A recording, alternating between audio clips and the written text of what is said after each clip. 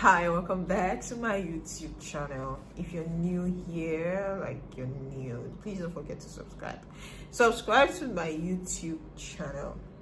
Now in today's video, I'm gonna be talking about businesses you can do in Ghana as a Nigerian. I had to research this and I came up with some things I think that could be helpful to people who are thinking of actually relocating or wanting to do one or two things here. Now, I came to Ghana 2020 and I didn't just come because I wanted to come. I wanted to japa or I wanted to because of Sapa. I came here because of my husband's work. He was moved to work here in Ghana. Then I also continued my work online. For the organization I work for, I do a lot of my work online, you get. So now, being here for almost a year now, I thought, okay, there are actually things people can do. I've done a lot of videos and I have helpful resources on things you need to know before you relocate to Ghana, travel guide, monthly expenses, and so I'm going to be dropping the link in the description box to all these videos I just talked about. So now I thought it was okay, if you want to actually be coming here and you don't have or you're just relocating, you want to relocate maybe because I know Nigerians are very adventurous.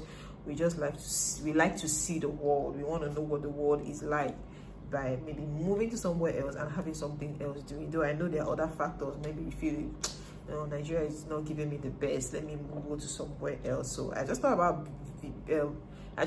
businesses that could be good for you. These are my personal opinions, not like these are my personal things. You might not be comfortable with some of the things I'm going to say, but please don't get offended with me. It's just me trying to help somebody out there. If an information I can give can be helpful to somebody. So number one will be exchange, like foreign exchange. Because of, let me tell you, we actually have a lot of Nigerians who live in Ghana. And just like I said, we are very, very adventurous. We have a lot who live in Benin Republic, Cameroon. We are actually everywhere. And there's something a lot of people don't always understand. When people tend to attack me, Nigerians, why are you here? Why are you this? Why are you that? We are the largest black country in the world. So you must see us everywhere. The same way you see Chinese everywhere because they are the biggest in the world. You see Indians everywhere. They are the second biggest in the world. We are the largest black country in the world. So there are tendencies you want to explore the world. You get, just like you get to find Chinese. There's nowhere in the world you don't see Chinese. There's nowhere in the world you don't see Indians. So this is a factor that people get to understand. And because the neighboring countries to Nigeria and Benin Republic, they speak French. Ghana is the first in the country beside Nigeria that speaks English. So a lot of us tend to come here, though I know they speak English, but when you walk on the road, everybody's actually speaking Tree. But when they come close to you and find out you can't speak, they can now start speaking English with you. So this has made a lot of Nigerians actually move down here. Okay, I don't have that money to go to Canada or to move to US or to move here. They're like, okay, let me actually go to a neighboring African country that speaks my language and understands the culture. So because of that, we have a lot of Nigerians here. Don't get me wrong, that this foreign exchange thing is actually what a lot of people are already doing, but it's just a matter of having your customer base. If you have your customer base, it doesn't matter how many people are doing it, because you could be doing it better than somebody else, or you might be accessible more than other people who actually do the business. So currently now we have 1,000 naira. I know I've shared it in a lot of my videos. 1,000 naira is either 10.4 cedis or 10.5 cedis. So just imagine you start this business with maybe 200 or 300,000 and you just do exchange. You get it for more cheaper and you sell at market rates. You sell at the general market rate, but you just need to find where these people are, like where you can get it at good prices before you sell out to market rate. I have little but if you're interested in the business, you have to do more research about it. I don't think I can give out all the everything needed just in this video, but if it's something you're interested in, you research about it, you're moving over and you are coming with, okay, I have customer base, I have friends, I have connect who can help me through. I have students, because sometimes we have a lot of Nigerian students with their parents still send them money from Nigeria. So if you can bridge the gap between the parents, the parents, they send the money to you, Naira, Of course, you need a Naira bank account to do this. They send their Naira to you and you give it to the children CDs. Do you get? And they use Momo Pay. Like Momo is just like a mobile money payment option here in Ghana. Like if you have your mobile line, like your a registered line, you can activate your Momo. So you use Momo instead of bank. I've actually not been to the bank since I came here, but I do online transactions with my Momo. So if you do this business, it's actually something good for you. Gradually you find yourself doing well in it if you have your right customer base. So number 2 will be fashion designing. Like if this is a skill in Nigeria, you are very, very creative, this is something you learned. Fashion designing is something needed here. Like I said, we have a lot of Nigerians here, and Nigeria, you can't separate Nigerian from their culture. You can't separate us from our tradition anywhere in the world. When you spot a Nigerian, you will know. And it's the same thing here. In as much as we are all blacks here, but somehow when you see a Nigerian dress, you can easily predict, or you can easily know this is a Nigerian who is dressing, because of our touch of creativity and style. Our style is different. Nobody beats us in that. Yeah, so if it's something you do, you're a good fashion designer. This is one business that I've actually seen a lot of Nigerians who do that business here, and they're making a lot of money. Just like I said, you can have your connect, have your customer base, and that is it. One person cannot do it all. Yeah, one person can actually not do it all. So if you have the right connect, you know the right people, and you're into fashion designing, that is one business that is good for you. I know a couple of people who don't, they want to go into fashion business. They employ, people to do the business for them. So it's not like you must necessarily know the skill, right? You can actually employ people. You can bring down people from Nigeria who are tailors. You rent a place and you start, like you start the business. Of course, they are your employees. You have the customer base. Your own is just to give them the jobs to do. Some people actually do this thing in Nigeria and they are millionaires from it. They don't know how to sew themselves, but they are running a fashion company. So this is another thing you can do here, especially for your Nigerian customer. A lot of Ghanaians also dress like us. They wear some of our costumes, or they wear some of our designs. But you just need to promote yourself well and get yourself inclined on the job you want to do. Number 3 is skincare, organic skincare products. Because of the weather here, like the weather is terrible. When it's hot, it's hot. And there was actually a day I was talking to the I said, "Are you not feeling this weather?" A Ghanaian. He said, "No." I said, "You're not feeling this weather." I was boiling inside of me. Don't get me wrong, we have hot weather in Nigeria. Even in the north, we have hot weather. But the one here, as early as 7 o'clock, it's already sunny. As in real sun, as early as 7 o'clock. And it's a sun that pierces the skin. I don't know how to describe it. But that's one business you can do, especially for the ladies. If you're a woman and you know what skincare is in Nigeria, Nigerians don't play with, especially the women, we don't play with our skin. We always want to look good. This is a business you can think of doing here. Ghanaians are not so fashion, into all these things, but they appreciate it when you see it. So if you can market yourself, when they see you and they appreciate you, I actually get a lot of times when people just appreciate me, like, "Oh, you look good, this, that." So they appreciate it. Then if you can decide to turn it into a business. "Oh, that's actually what I do. I do this, I do that." They want to, because they want to look like us. They want to look fair, because they just want to look fine. So women, is normal with us, always want to look fine. So that's one good business you can actually do. I know we have a lot of those brands in Nigeria, a lot of them, but it's not like they don't have them here, but they don't have them as much as we do. So if you're Nigerian, or even you have your Nigerian customers here, that might not be able to be maybe importing from Nigeria, it's better you do that business. If you do it as a business, or you even become maybe a distributor or something, for people here in Ghana. Nigerians are in Ghana, you can decide to start from there. Then from there you grow to now having your Ghanaian customer base. My number 4 is going to be food. You'll be wondering, food. No, we have our food everywhere here. Yes, we actually have our food everywhere here. We have the rice, we have the yam, we have the beans, we have the garri. There are common things with us, but our vegetables are not here. So there are people who import them, that bring them here into our market. In their market here, you get to see a lot of Nigerians who sell. If you ask them where is the Nigerian market, they will show you in their own market is Nigerian market, or maybe just a store that sells Nigerian things. So I really don't lack a lot some of our Nigerian things. Well, I want to talk about the one I don't get to see so much. Yeah, sometimes when you go to a Nigerian restaurant, you could see them, but only in restaurants, moi moi.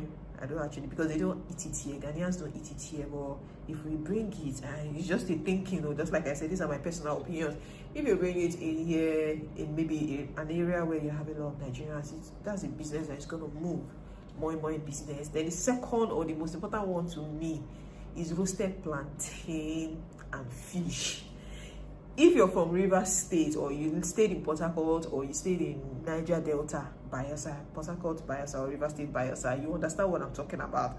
Yes, we have plantain and groundnut in Nigeria, and that is what they do here in Ghana too, like plantain and groundnut. But I left that life for like 15 years ago. When I was in Lagos, yeah, I used to eat it.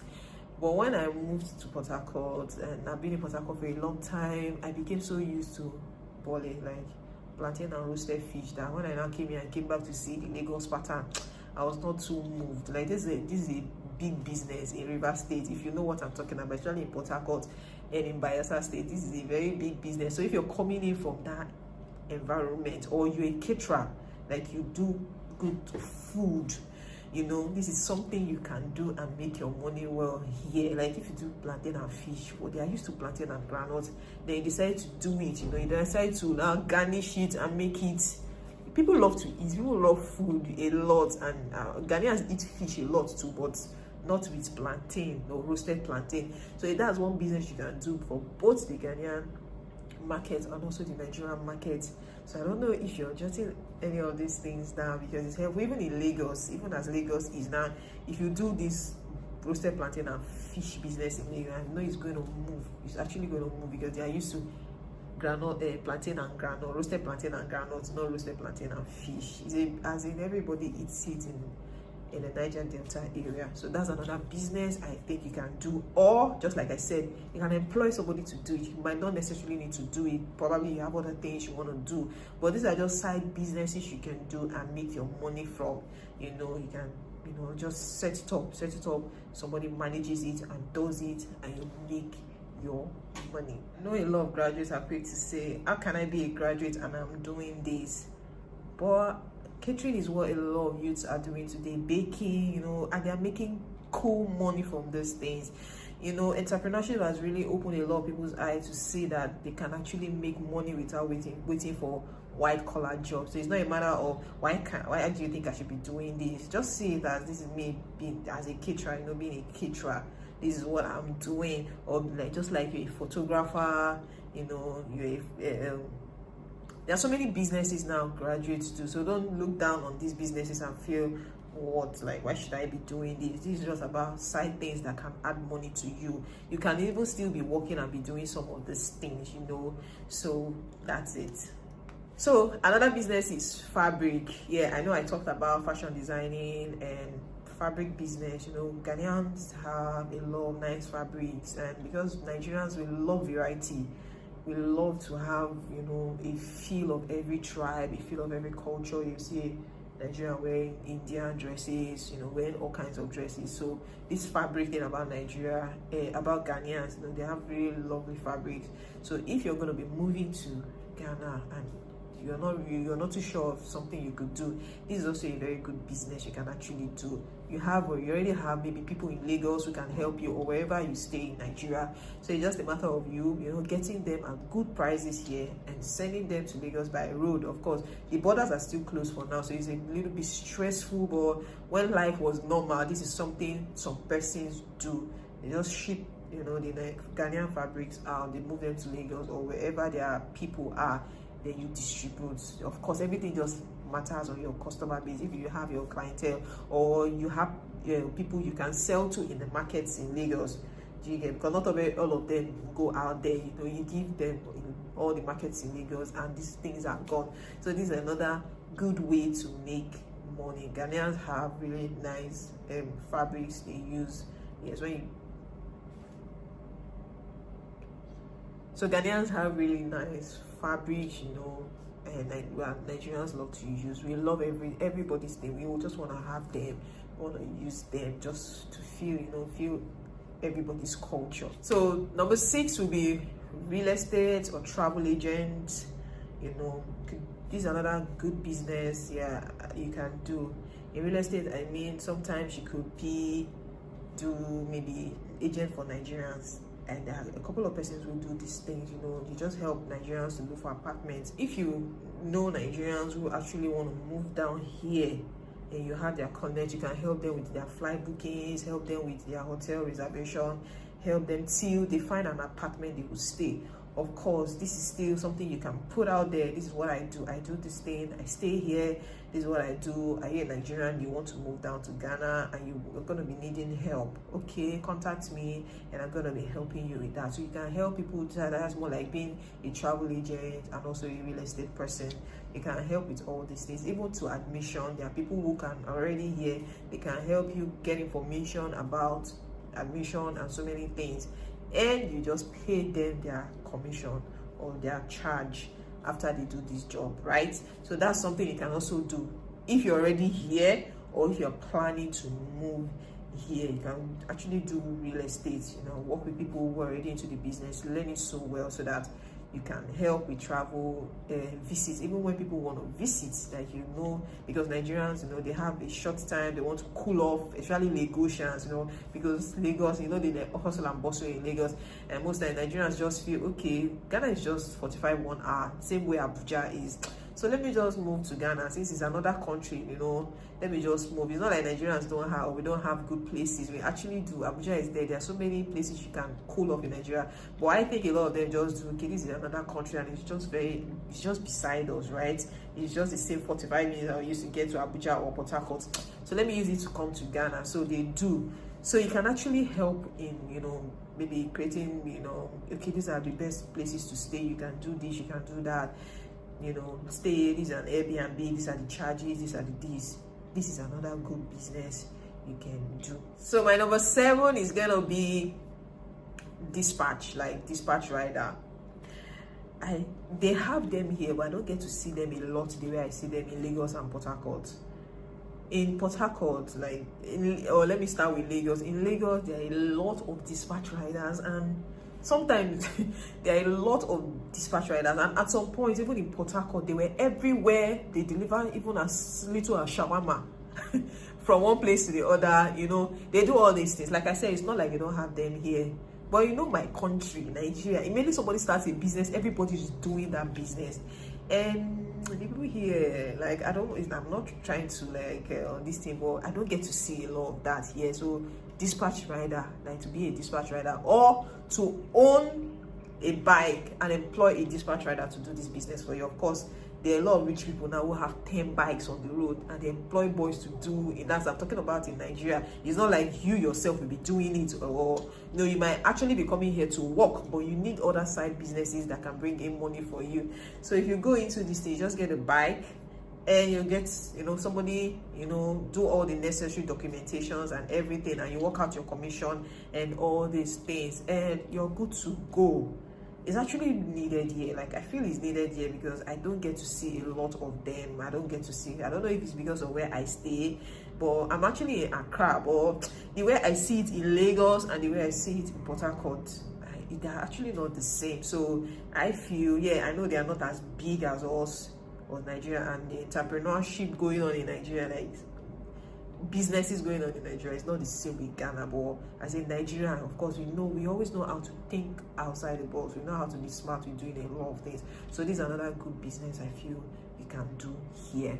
My number 8 will be transportation. Yes, I just talked about dispatch rider. I need to talk about transportation business, Uber or Bolt. You have a car. Of course, these things happen in Nigeria too.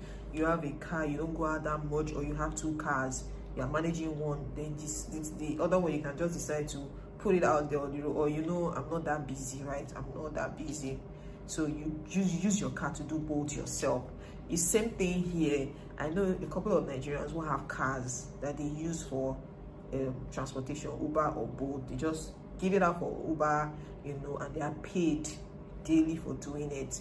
And some of them actually also use their cars. You have your personal car, and you want to use for hire, you hire purchase, like, you know, somebody's visiting in Ghana for about a week or two, and you decide to give your car out for there. So car for hire, there are a lot of people. You can do it for specifically Nigerians. It's not like you can do it for everybody, but you can actually do it for them.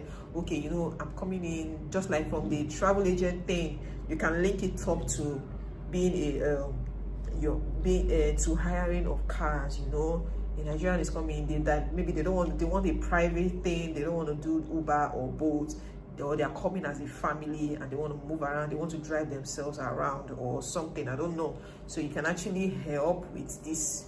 You can actually help them with this option of, you know, to hire a car. Or you, sometimes people also have drivers with it.